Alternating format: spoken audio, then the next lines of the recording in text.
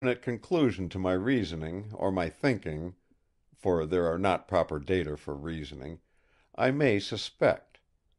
At present, however—" He stopped suddenly and looked at the door. There was a faint sound as the handle turned. My own heart seemed to stand still. There was over me some grim, vague apprehension.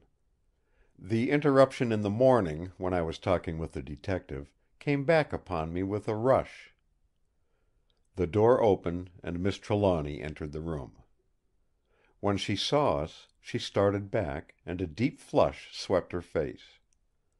For a few seconds she paused; at such a time a few succeeding seconds seemed to lengthen in geometrical progression.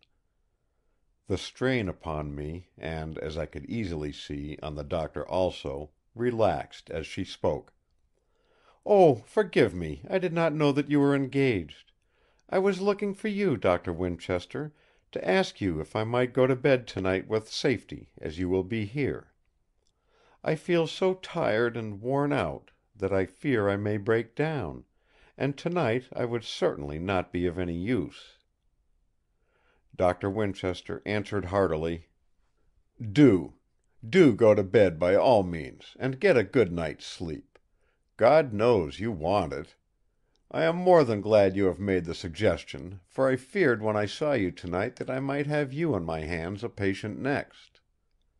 She gave a sigh of relief, and the tired look seemed to melt from her face.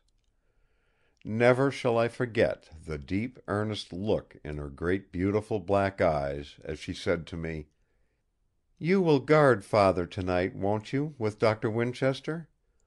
I am so anxious about him that every second brings new fears. But I am really worn out, and if I don't get a good sleep I think I shall go mad. I will change my room for tonight. I'm afraid that if I stay so close to Father's room I shall multiply every sound into a new terror. But of course you will have me waked if there be any cause. I shall be in the bedroom of the little suite next to the boudoir off the hall. I had those rooms when first I came to live with Father, and I had no care then. It will be easier to rest there, and perhaps for a few hours I may forget. I shall be all right in the morning. Good night." When I had closed the door behind her and come back to the little table at which we had been sitting, Doctor Winchester said: "That poor girl is overwrought to a terrible degree. I am delighted that she is to get a rest. It will be life to her, and in the morning she will be all right. Her nervous system is on the verge of a breakdown. Did you notice how fearfully disturbed she was, and how red she got when she came in and found us talking?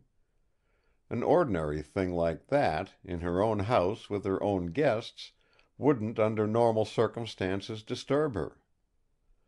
I was about to tell him, as an explanation in her defence, how her entrance was a repetition of her finding the Detective and myself alone together earlier in the day, when I remembered that that conversation was so private that even an allusion to it might be awkward in evoking curiosity.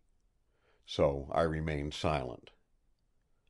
We stood up to go to the sick room, but as we took our way through the dimly lighted corridor I could not help thinking, again and again and again, ay, and for many a day after, how strange it was that she had interrupted me on two such occasions when touching on such a theme.